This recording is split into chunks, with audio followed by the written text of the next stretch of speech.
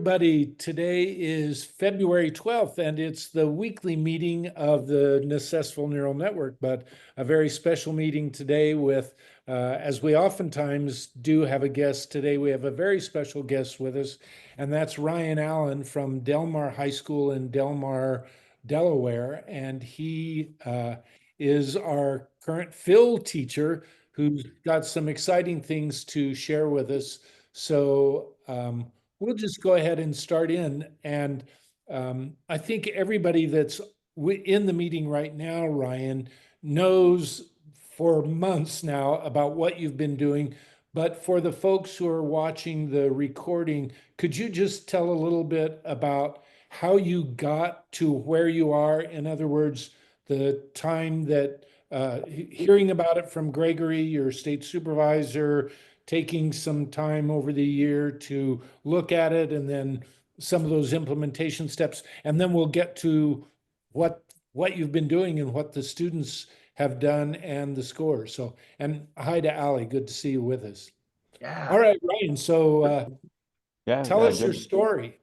Good to see everybody again. I know I joined you folks back in September at the very beginning of the course, so it's great to be back after we wrapped up the course. So yeah, just a quick history. I think I first heard about facilitated language learning and then facilitated interdependent language learning through Dr. Fulkerson. And we talked to the folks from Wisconsin who had been doing it. And as soon as I heard about it, I knew that it was something that I wanted to bring to our district because we're a small district in southern Delaware, rural Delaware. And we only offer Spanish. We have 3 Spanish teachers here, myself included. And I would always have students ask me, why do we only have Spanish? I want to learn French or Italian or German. And so as soon as I heard about the facilitated interdependent language learning, I like I said, I wanted to bring it to our district. And so then I forget exactly when it was, early 2023. Dr. Fulkerson was hosting a meeting to teachers who were interested to kind of put their heads together to think about it. And that meeting was then in May of 2023. That's where I first met Tom. He shared Jerry's YouTube video showing what you could do with ChatGPT and language learning. And even though I had heard of ChatGPT prior to that, it was the first time I had seen it in action as a language learning tool. And for me, it just sort of opened the door to, wow, anything is possible with this new AI technology. And so May 2023 is really when the ball started to get rolling around putting together a Phil course. The following school year, the 2023-2024 school year, I spent kind of doing some research and continuing to meet with Tom and Dr. Fulkerson and some other teachers, put together a parent info night, put together the application for the 8th graders. We decided pretty early on that our target demographic for the Phil course would be the following year's incoming freshmen, because we figured, they'll be the ones who have the most opportunity to take Phil throughout college or throughout high school. And then we opened it up to a few other students because there was some room, some students who had already completed their world language graduation requirement, which is 2 credits in Delaware. So kind of fast forward to this current school year, we put the course together and had 23 students in it. And here we are now in February, and the course is wrapped up and the stamp scores are coming in and are looking pretty good. And Ryan, you mentioned an application for the students, and I want to ask you about that because I think that was really wise on your part. What were some of the things that you were looking for from those applications that made you feel like a student had the opportunity to be successful in this kind of an environment? So it was a pretty straightforward application. I asked the students what language or languages they wanted to learn. I asked them, are they doing anything currently to learn languages? And then based on your recommendation, Tom, I asked them to describe an instance where they had taught themselves something else. Didn't necessarily have to be in school. I think I might have given an example of, taught yourself how to tie knots or whatever it might be. We've had extensive conversations on the fact that Phil is not for everyone. It's for that learner who's motivated to learn a language. It's not easy. I let the students know that Phil wasn't an easy course where they were going to be sitting and doing Duolingo. So we wanted there to be a sense of they're the kind of student who can motivate themselves to learn, who can monitor their own learning, and and are coming in here for the right reasons. And in addition to that application, I had students give me teacher recommendation forms. And those teacher recommendations were simply, on a scale of 1 to 5, this student is an independent learner, this student is motivated to learn, just to make sure that it was a good fit for that student. I know, like you always say, Tom, you don't want to put a learner in a situation where they're not going to be successful. Great. So tell us about the class then, how you started it, what you did perhaps that first week, how you went about gathering the resources and helping the students identify resources, what a day looked like. Gosh, there's so many things, and I know the other folks here with us today will have questions about that as well. So tell us a little bit about how you started, how you prepared yourself, and then how you prepared the students to get actually jumping into the Phil experience. Sure. So, how I prepared myself, that's a tough one to answer because I feel like it's the kind of class that you can't necessarily prepare for until you're in it and you know who the learners are and you know which languages they're learning. So even though in part of the application I asked them what languages they wanted to learn, there was a few students who came in and changed their minds a few times actually, um, before we decided to lock in with the languages that they were going to focus on and take the stamp test for. Um, the first few weeks, we spent a lot of time talking about proficiency. I printed out the necessful, actful, can-do statements, and we really dug into those and looked through the document and marked up the document a lot. I had the students doing Venn diagrams of similarities and differences between novice mid and novice high. Those were the two proficiency levels that we focused on the most, but then also started to talk about what does it look like the difference between novice high and intermediate low. What are some look fors? What can students do across those proficiency levels? And we talked about it so much. My goal was for students to be able to articulate that themselves, and they were able to. And like I mentioned to you, Tom, I think that was one of the biggest factors of why we did have such successful scores, especially on the writing and the speaking, because the students going into the exam knew what they had to do. We had done a lot of self-assessment, and even though I couldn't speak all of their languages, we had 10 languages in the class, including Spanish. Um, we could still look at it together and try to figure out, is this a complete sentence? Is this complete sentence with added details? Is this multiple verbs in one sentence? So those were just kind of a few things that we focused on in preparing for the writing and the speaking. And as far as what class looked like on a daily basis, it changed quite a bit. The backbone of the course was sort of followed along with what I would give my Spanish 1 students typically. And I have a set of vocabulary that I've been using and refining over the last few years, starting with basic conversations and manner type vocab, asking to use the bathroom in the target language, moving through numbers and weather and descriptive adjectives, the kinds of stuff you would typically see in a level 1 course, made up sort of the background of our experience with the Phil class. But then there was a lot of time for the students to look up what they wanted to look up. Um, I had students showing me new things using ChatGPT, using it to make flashcards with Quizlet. And so I had a student who was an Italian learner, and he was really interested in cars. And so he spent a lot of time looking up car-related vocab.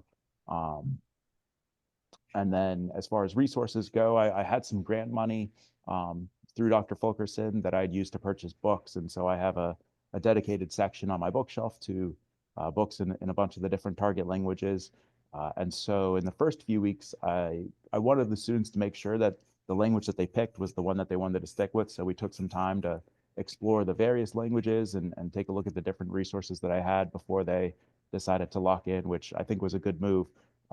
If I could change anything, I probably would have had that introductory period a little bit longer, maybe given them a couple extra weeks to work with their language and make sure that that was what they wanted to learn. What were some of the reasons that those who changed gave for their switch? I think if memory serves me right, I think there were two that switched after they had given me their verbal assent that they were gonna go with the language. And I think if I had to guess, probably had to do with their friend groups in the class. They wanted to study language with one of their friends who was also Sure. studying a language. Uh-huh. One example that I remember, I had a student that switched from I want to say Mandarin to French, and then a student that switched from German to French. Um, but don't quote me on that. I might have that Yeah. mixed up. Sure. Wow. And so, how about the kids? Because one of the comments that we hear quite often is, oh, kids aren't really motivated. They're not going to do things on their own. You have to be on top of them all the time. If they don't have homework assignments to turn in, they're going to slide. They won't do things. What did you find? First of all, I congratulate you for narrowing down and selecting students that already had a good chance of being successful. But what did you find to be their level of commitment? And they obviously, looking at the scores, seem to be pretty darn committed. And how did they sustain that over the course of the course? So I would say that the vast majority were self-motivated and didn't really need much prompting from me. They were there because they wanted to learn the language. And so I didn't need to remind them to use the target language. They were already using the target language. There were a handful that were not quite as motivated despite the application, despite the teacher recommendations. I would say that there was maybe about 4 of the 23 who were not as good with the self-regulation, we'll say. Um, there was a few students who really just wanted to do Duolingo. And so I had a lot of conversations with them about Duolingo is fine. Duolingo is great. You should keep your Duolingo streak up, but I don't think that Duolingo alone is going to get you, where you need to be with the STAM test. And we saw that that was the case with those students. Um, so the vast majority, self-motivated, didn't need me there at all, really.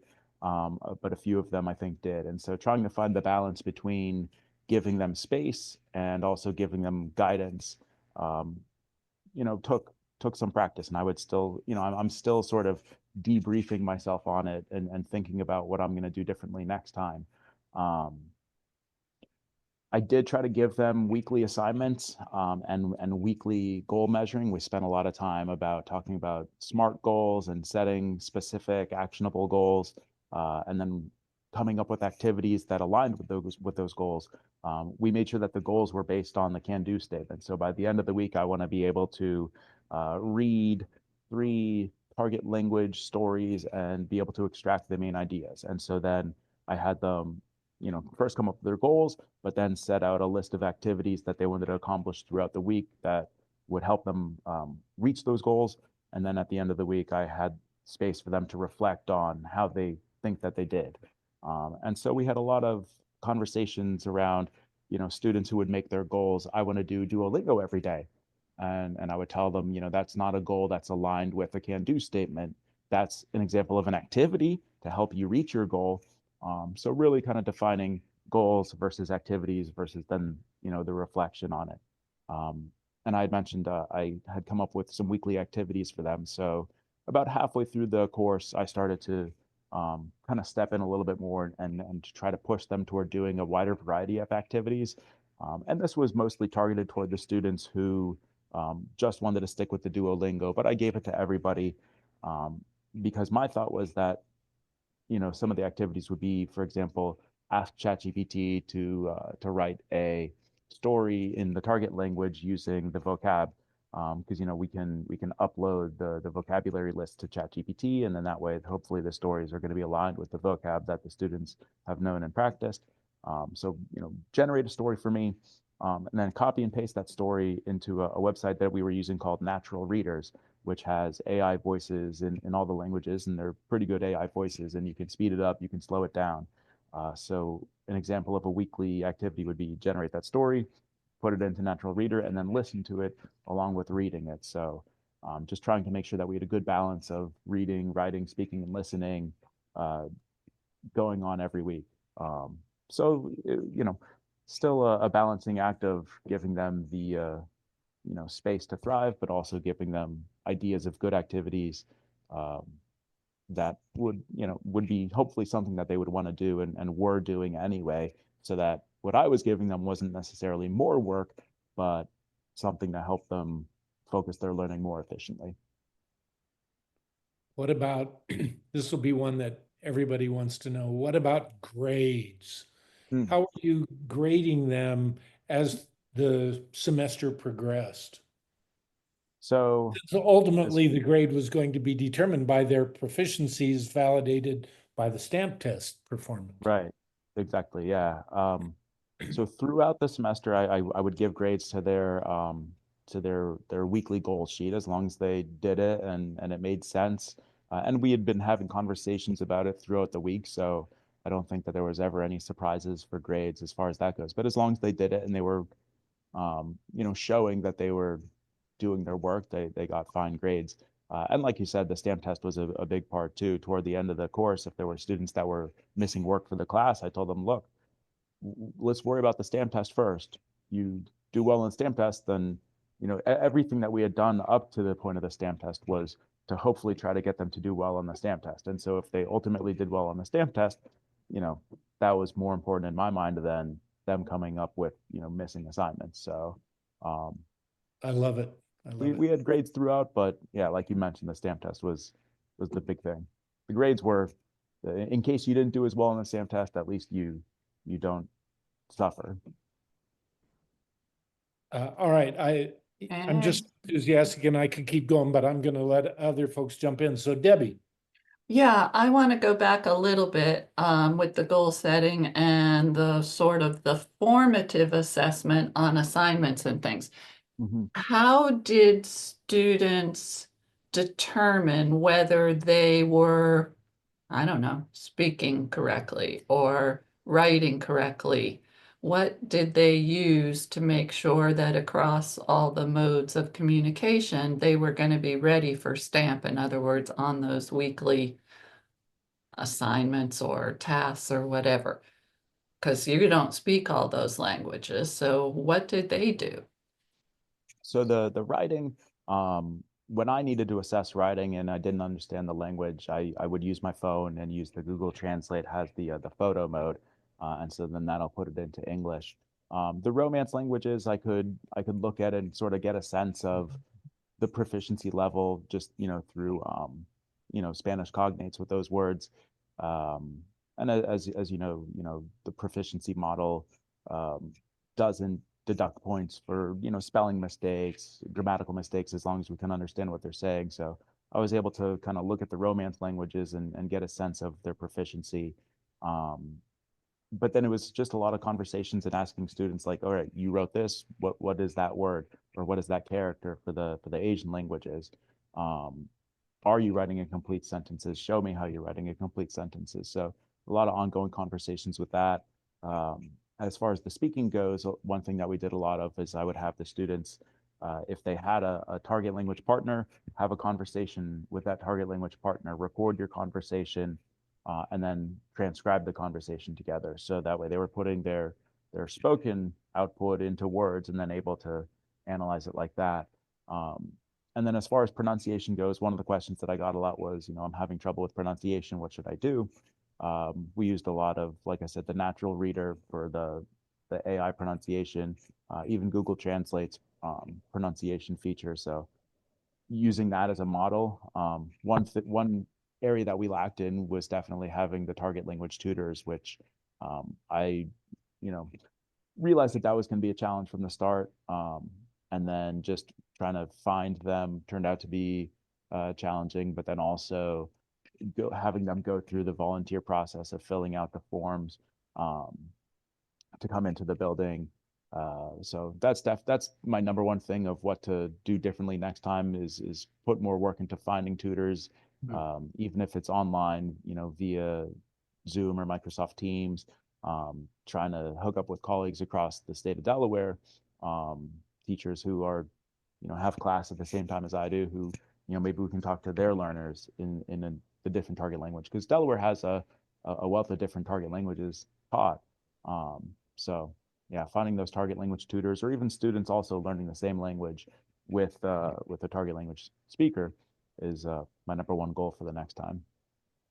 Maybe we can take like another 5 minutes for some general questions, and then I want to actually pull up the screen with the scores on it, so you can kind of, I think the variety of languages and scores is really important as well. So other kind of general questions that folks may have? I was just going to ask, what was the age range of the students? Were they So- mostly freshmen or juniors and seniors? There was 20 freshmen, 1 sophomore, 1 junior, and 1 senior. Mostly freshmen. Okay, Mhm. good.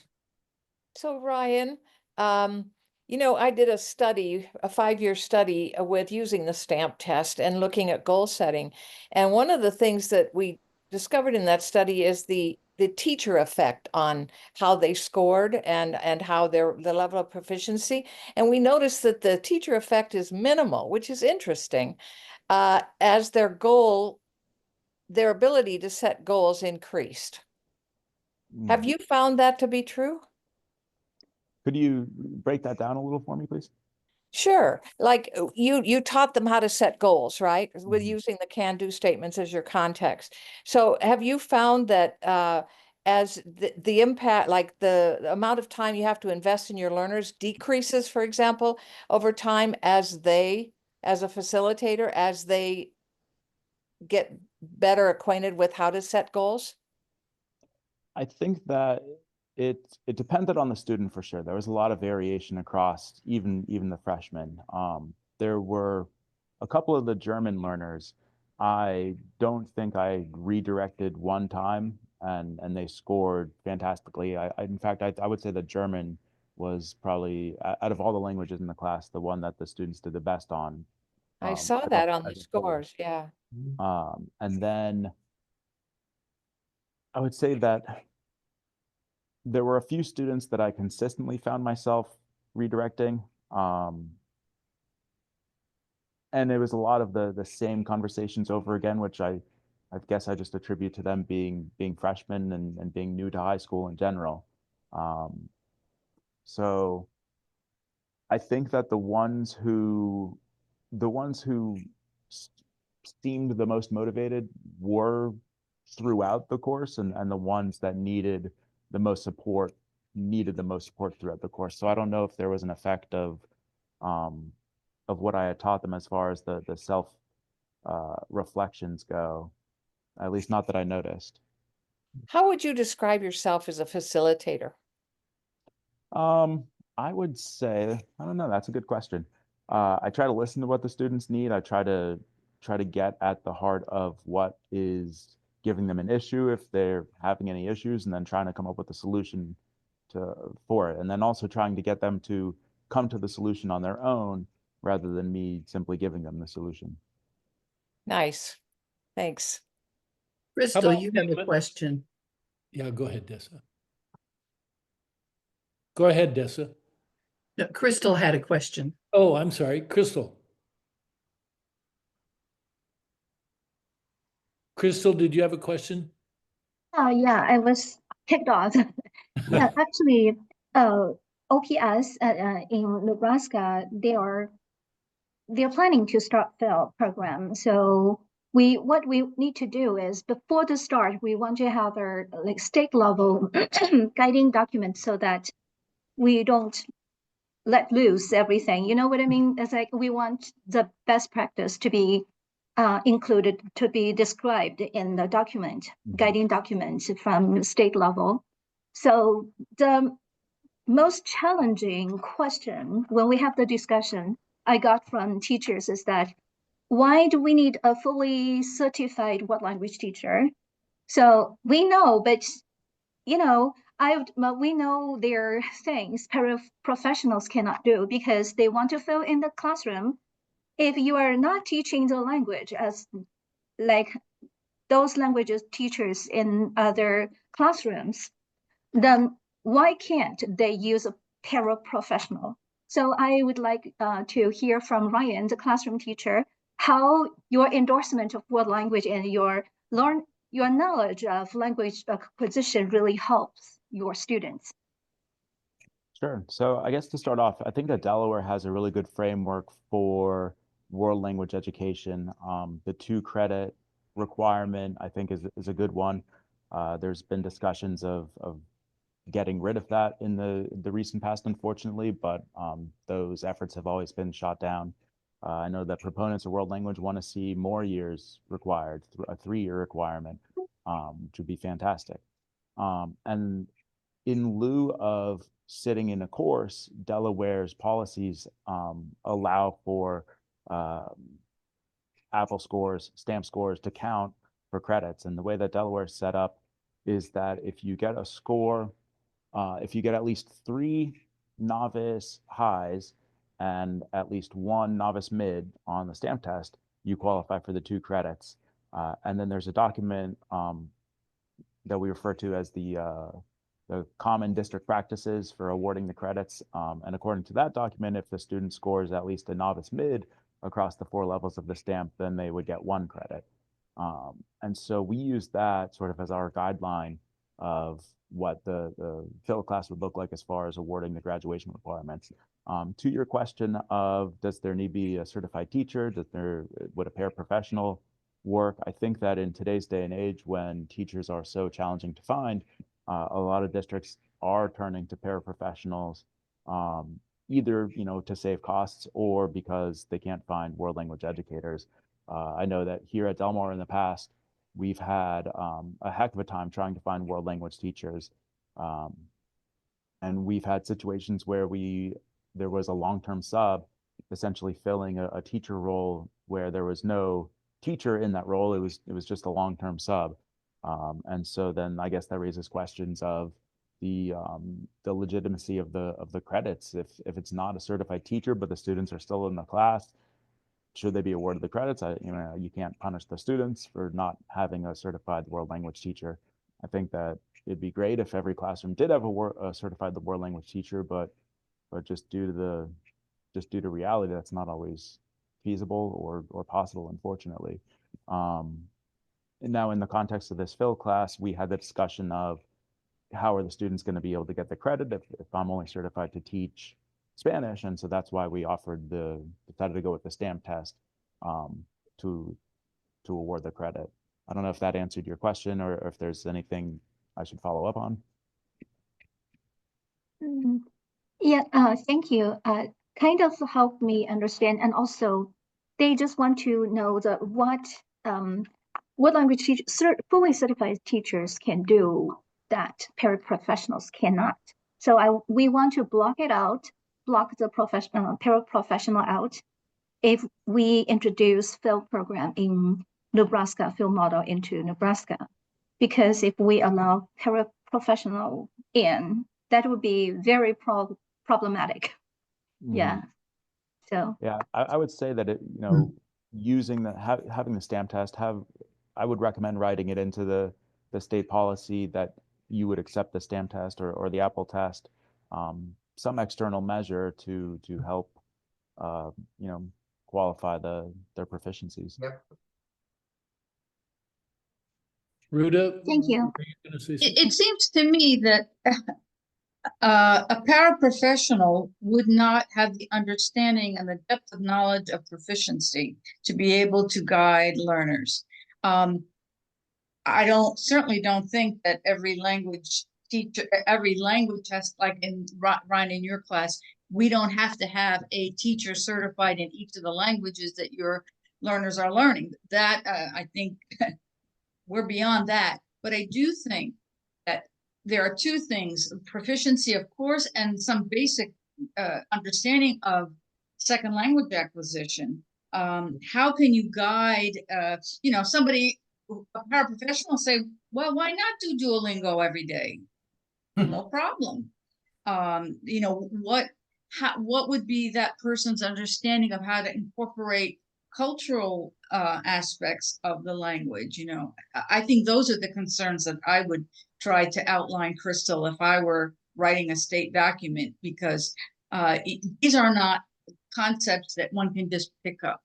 There are Right, no especially- world language certified paraprofessionals in the country, Yes. to my knowledge, correct? I- So none of them have that knowledge of the proficiency of the standards, of the Right. levels, of the can-do statements, and that's much different from just having, Mrs. Meyer Henry yesterday was doing math, and she was doing a really good job, so let's have her do Phil. Mhm. It does make you wonder, though. I mean, I'm not suggesting this, but is there a sort of a hybrid place here where could somebody be trained up on those things, on proficiency, without actually being a world language teacher, ever having spent that time, or even being multilingual? But if they've been trained properly on that, going through like the OPI or advanced or one of those types of trainings, could they facilitate a class? I don't know. And Excellent, another excellent idea for consideration. discussion. Here in California, we have a lot of paraprofessionals that are trained in second language acquisition and they work in ELD classes. So I believe that those paraprofessionals could actually fulfill that role very nicely. But they are a very specific, set of paraprofessionals that they know as much about second language acquisition, proficiency, and so forth as we do as language educators. So I think it depends on context and the qualifications of the paraprofessional. And then, as Ryan said, the proof is in the pudding. Exactly. Mhm. Yep. You look at the stamp test or the Apple test or whatever. So, and I know, gosh, we're eating through the time, and I don't want to take Ryan's entire snow day. Let me pull up the scores so we can take a look at those results for a moment. Can you see those on your screen Yep. now? You can. And Ryan, I have to tell you, I wish I could just stand up and applaud you right now or your students, because when I saw these scores, and once again, I think it's important for everybody, especially those who don't know the background.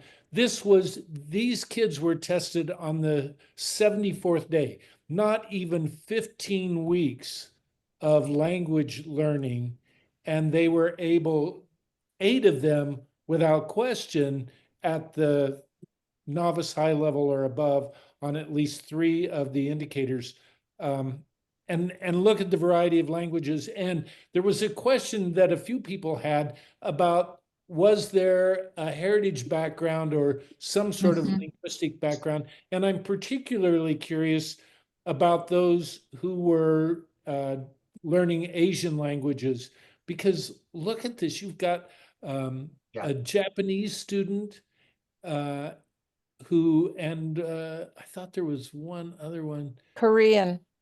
the Korean, who, the Japanese student who was able to score strongly, novice high. Did that student have any linguistic background in the language? The third Japanese student, the one that got the intermediate low in writing, is not Japanese, but I believe that Gujarati is her native language. Interesting. So, Tom, can you show us the header so we can see which skill? I'm sorry. Yeah, Thank you. I can't quite get it all on one. Thank you. Screen, but Okay. So listening was the area, huh? Same Yeah. question for the German, Ryan. Look at those scores, 6s and 4s, and Yeah, the student that had the 6 in reading, I believe that she has family that speaks German. I don't know to what extent, but I believe that she did say that her mom speaks German or knows German. Yeah, so she was using it outside of class for sure. And there were a couple other things I wanted to follow up with on the scores, Ryan, that relate to conversations that you and I have had. And one was about the students who did not score 3.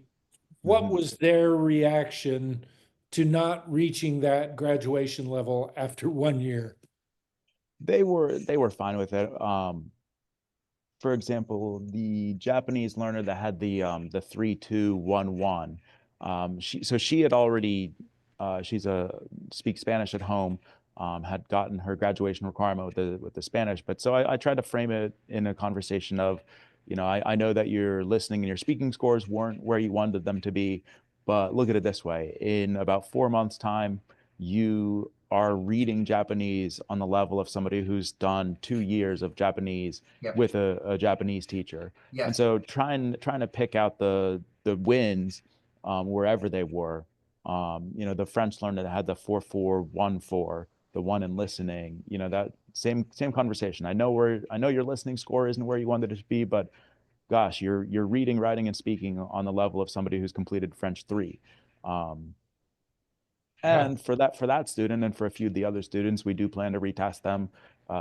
You know, as long as she brings her listening score up to a 2, she's going to qualify for her 2 graduation credits. So, Yep. so even, you know, they were setbacks for sure, but not insurmountable by any means.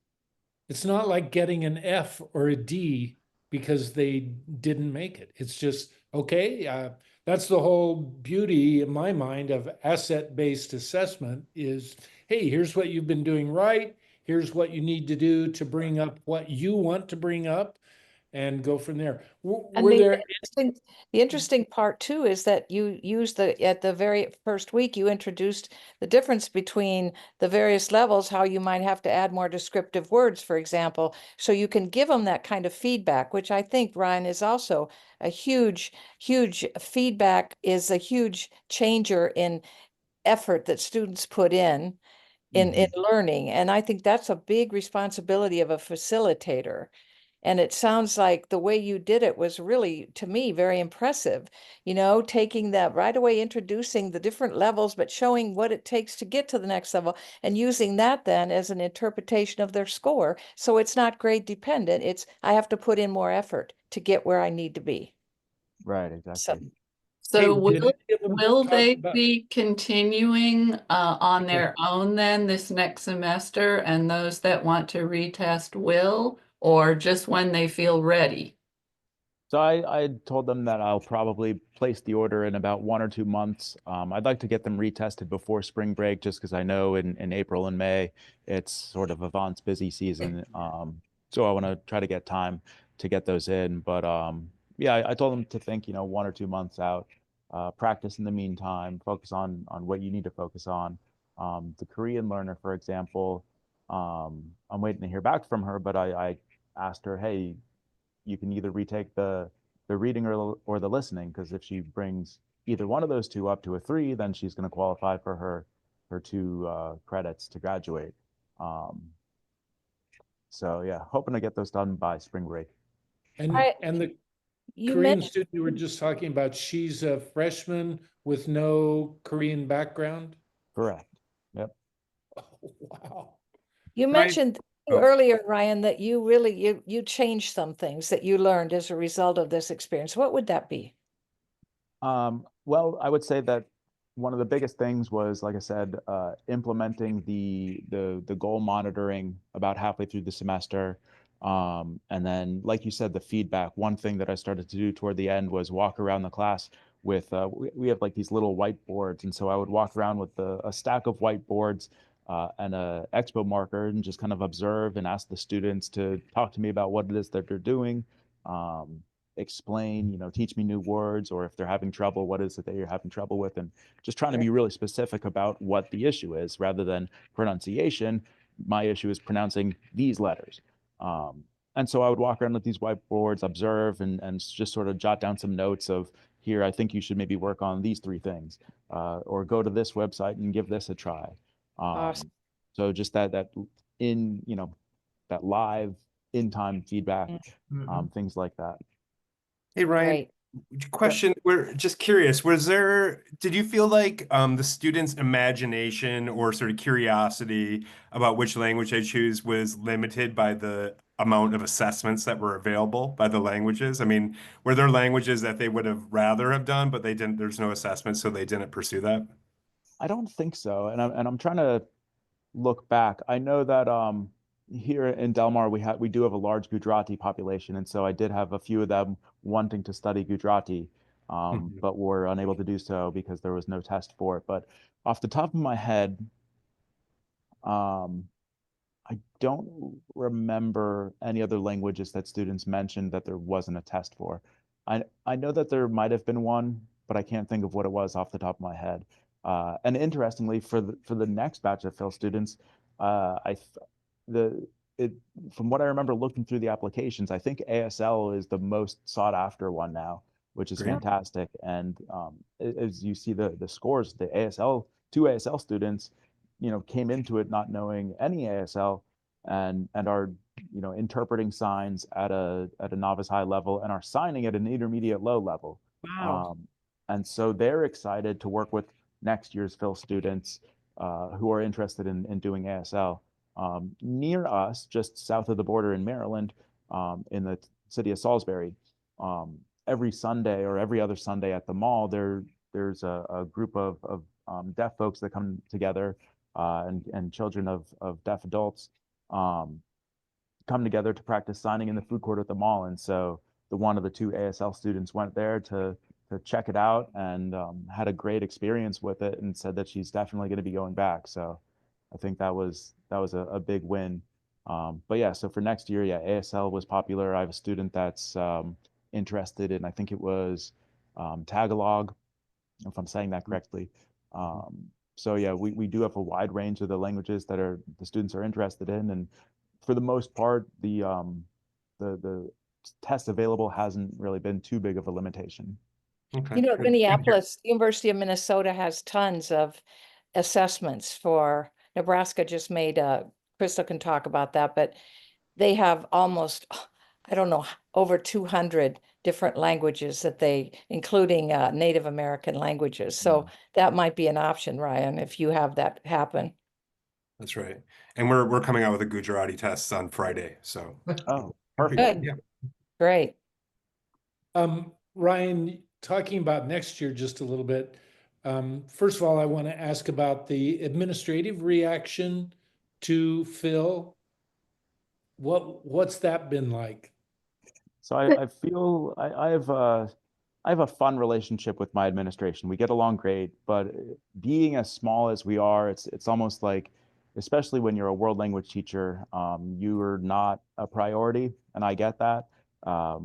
You have to be sort of your own advocate, because they're not, they've got their minds on other things. And so it always felt like it was sort of I feel like they view me sort of as a mad scientist. They kind of look at me with a grin, and just think, oh, this guy again with his ideas. And I do try to hit them with a lot of ideas, where some of them are good ideas, and others, they look at me funny and can't wait for the conversation to be over. But that's more or less the sense that I got from them. And when they started to see the scores, it was great job, fantastic. This is amazing. They're glad to be a part of it for sure. So I think there's something to be said for that kind of small community focused school, where we're able to sort of take risks like this. If this had gone sideways, then we could have said, this was just a pilot project. It didn't work, but hey, we tried it. And so, being a small school gives us that ability to try strange new ideas and see how they work. And this time it worked out, and there's a lot of interest for it. Well, your administrators could actually put dollars to these figures, because for every student who got their 2 credits in half the time, that's a 50% cost savings on providing world language credits for those kids. I hate to kind of put it in those stark terms, but sometimes for an administrator, that can become a very attractive element of selling Phil. One other thing for administrators is always scheduling. Scheduling can be a real hassle. So you talked about the possibility of 2 sections next year. So you and I haven't talked about this, but what would be your reaction to saying to your administrators, hey, listen, I know we're going to have 2 sections. It doesn't have to be the second year Phil students and then the first year Phil students. Just give me my Phil students, because now that they know what they're doing, they're all at a different point in a different language anyway. I don't care, which period they're in. What have you had any thoughts about that or discussions? So it's funny you mentioned that. I had that conversation with the guidance counselor on Monday. I told her not to worry about making it Phil 1 or Phil 2, just make it Phil, and wherever it fit in their schedule, put them there. I And love so it. that, I feel like that's going to help out the guidance department. And then as far as, just finding room in the schedule, it's going to depend on the enrollments for the other courses. I think most likely what's going to happen is hopefully we can flip a Spanish 1 section to the other Phil section. Also likely could be that we drop a Spanish 3 section, just because enrollment for Spanish 3 this year was fairly low. This year we had 2 sections of Spanish 3, but they could have been condensed into 1 section. So that might be the route that we go. But we're also looking at a few other things as well. We had offered a Wilmington University course in the past that we dropped this year, just again, low enrollment. And so that's why there were the 2 Spanish learners in Phil. They were learners that were going to take the Wilmington University course, but we put them into Phil just to put it didn't make sense to have a class of less than 5 or 7 or however much it was taking up the schedule. So we figured, let's condense that into Phil. We'll make the Spanish 1, add another Spanish 1 course, get the Spanish 1 numbers down.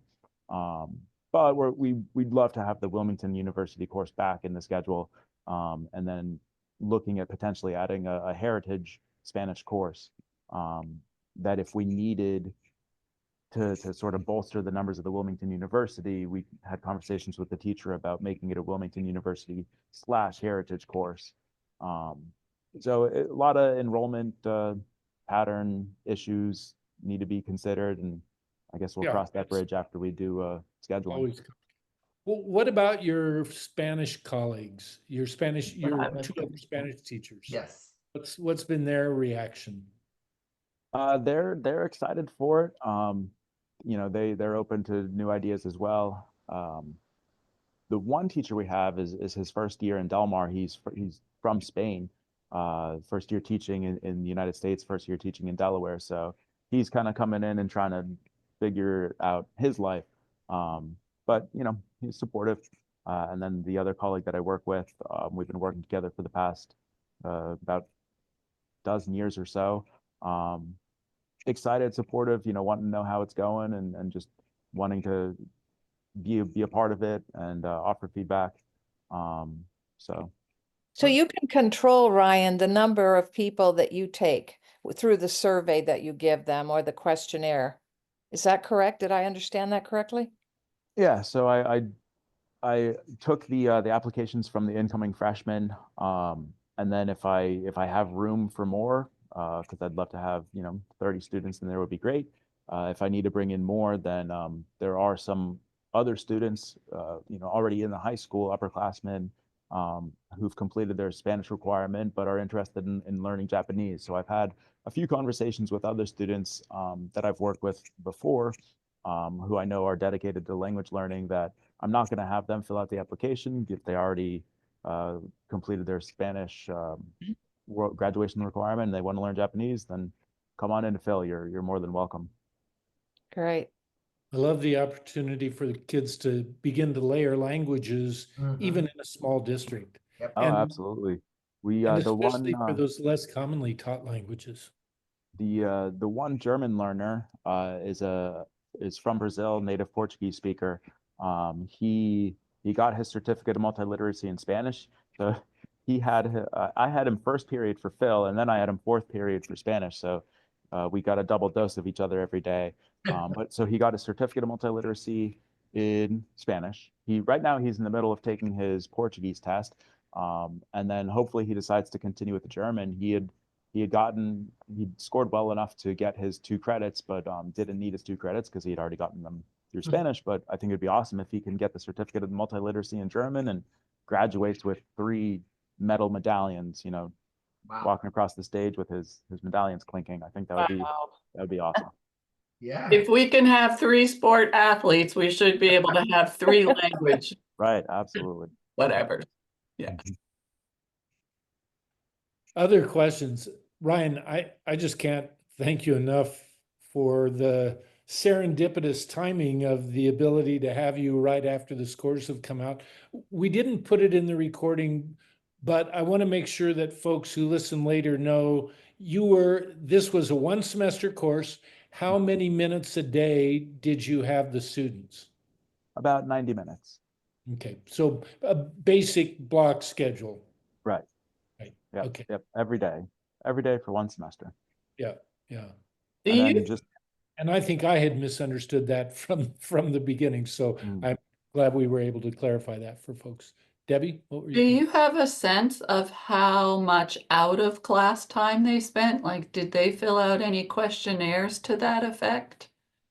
I did have a few questionnaires. I need to go through the questionnaire data again, and really drill down to see who answered what. But I think that I would wager that the ones who scored higher definitely put more time in. There was a few students that getting them to use the target language was a bit like pulling teeth, and I think that those students scored lower appropriately.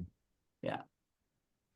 You know what would be cool when you have the multi-level, like you get the newbies and the oldies, is then to have them share the resources with the newbies, you know, to that takes kind of some of the onus off of you as the facilitator. What are some of the resources you're using that you can share with your colleague? And yeah, Right, absolutely. Not just that, but also looking, thinking back on your experience of taking the STAM test. What did you do that you feel like paid off for the STAM test? What did you do that wasn't the best use of your time? Mhm. So, and even for the students that are going to retake a part of the STAM test, I think simply having that experience with it is going to help out as well. I mean, we look at the scores, the listening numbers weren't was probably our weakest spot, which I was surprised for. I thought that it was going to be speaking because that's typically what I see with the Spanish students. But I think that because they understood what to do with the speaking, they were able to control it a little bit better. Um, Whereas with the listening, because I don't speak their target languages, that was, the area of listening comprehension is definitely something we're going to be working on more with the next go around. And even though we didn't have target language tutors, I think there's definitely more we could have done with the use of something like natural readers, or even just the conversation mechanic with ChatGPT, which is something that I tried to get them to do more of. That I don't know that they necessarily did as much as they ought to have. but going back to what you can take back to your administrators, Ryan, we did an ex post facto study looking at goal setting and its impact on learning. And we had a control group of those that didn't do the goal setting, and their scores on the ACT exam and their GPA were highly significant higher in math, science, and literacy. So if Wow. you take that back to your principal, and that study was done by Oksana Clark, and you can have access to it through Digital Commons. But this is pretty powerful. In other words, what you're doing for your school is you're enhancing their skills in improving their proficiency or achievement in all disciplines beyond world language. So, and if you need a copy of that, just email me or Tom and we'll get it to you.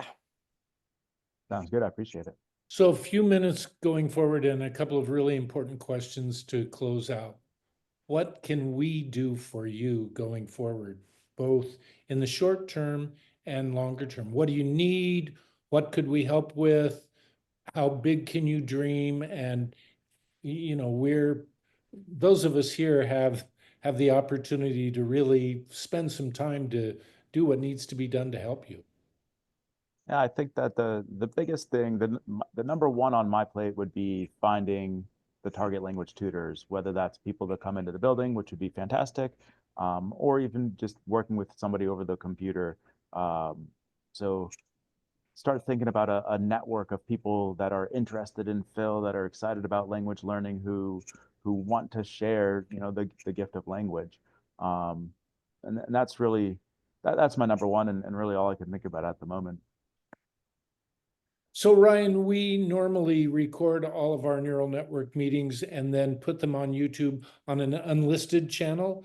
But this one has been so good and so valuable that if the other folks and you would agree, I'd really like to be able to put this out on YouTube so that anybody who might be interested in Phil, who does a search or anything else for it, could listen. What are your thoughts about that? And you can be very frank. If you'd rather not, that's fine. And those of you also on the call, if you don't think that's a good idea, I certainly would accede to that. But I think it could be really valuable. That's fine by me. I think it would be great, Tom. Thank you. And thank you, Ryan. I'm glad I could be here to listen, even though I couldn't No, participate. glad you're here. Thank you. Any closing thoughts from anybody? Yeah, Debbie? Well, Duarte had his hand up first, so I didn't know if he was waving goodbye or he had his hand. Oh, okay. I just wanted to know how this impacted your other classes, your traditional classes. Honestly, I think that this made me a much better teacher. I tried to position myself as a language learner in the beginning, and so I started to work on Mandarin.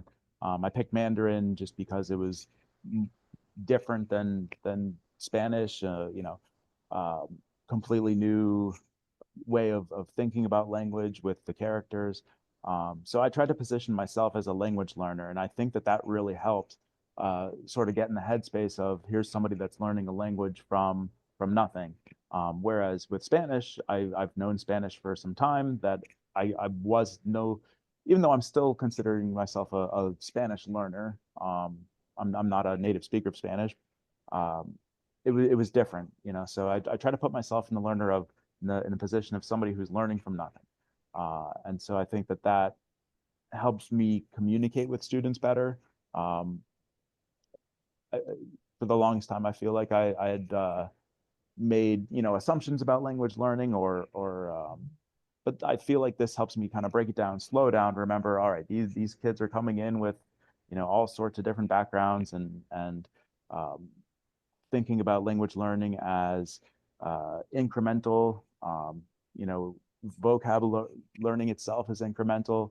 All sorts of different things go into knowing what a word is, you know, the pronunciation, the phonology in context, in various contexts. So just to kind of help me reconceptualize language learning, it was almost like hitting the reset button on it.